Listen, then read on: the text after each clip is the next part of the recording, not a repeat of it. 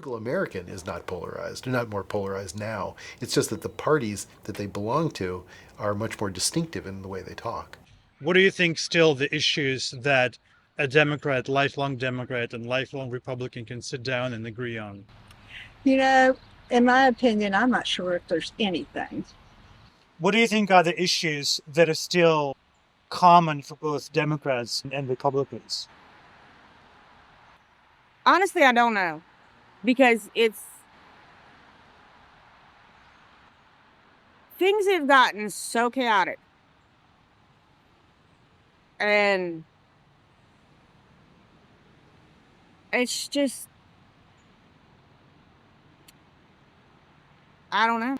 Any thoughts you could share about an upcoming presidential election? There's only one issue, and that's democracy or fascism. It's just the decision people have to make. My father spent a year and a half in Europe fighting fascists. We thought we won that war. Now they're back. There's something really satisfying about the prospect of Donald Trump losing to a woman, because he's been so misogynist. And there's something very encouraging about him losing because of his racist rhetoric, his misogyny against women, not just the freedom to choose. That's always been an issue for me, abortion rights, the freedom to choose, but also being smart about that. And I think with him in office, we're just going to continue to go backwards 50 years that he's already taken us. We've seen quite a switch in politics between conservative and Democrat, and we've kind of changed over the last few years. We were members of the Democratic Party for 50-some years. No.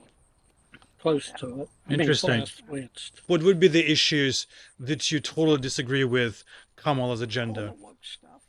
I'm sorry? The woke stuff. The open borders. The parents' rights to have some say-so in their children. Males in athletics. That's disgusting. Transgenders, you mean? Yes. What were you specifically voting against, in other words? Like, what do you specifically disagree with her policies? I don't think she knows her policies. That's it's going to be, Biden fell so far from where he used to be and what he used to stand for. We are liberal and we voted for Kamala.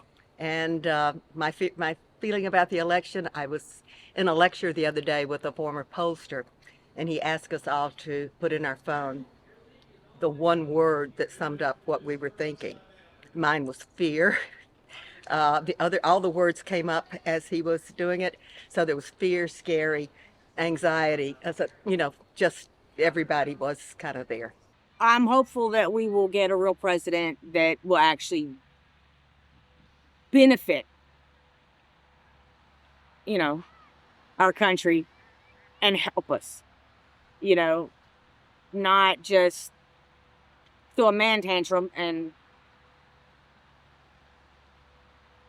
I don't like you, so I'm going to undo everything you did and screw everybody. So I'm sensing you support Harris. Who? No, is that wrong? If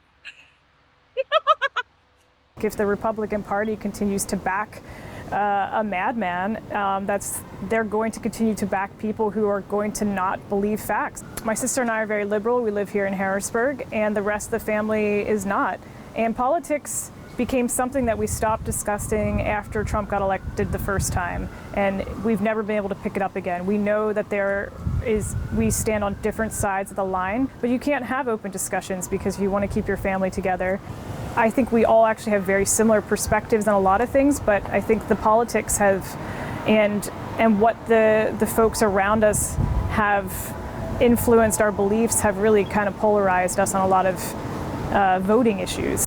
Either you don't support women's rights or you want to kill babies. And I don't think anybody that's being honest or reasonable would fall in either of those categories. When there's only two parties, it creates factions and an extreme divide because people don't know where to go, and so they end up in opposite sides when oftentimes they might agree, and a potential third party can bridge the gap between the partisan divides we're experiencing right now. There's no third party unless the Constitution is going to be changed, and the Constitution isn't going to be changed.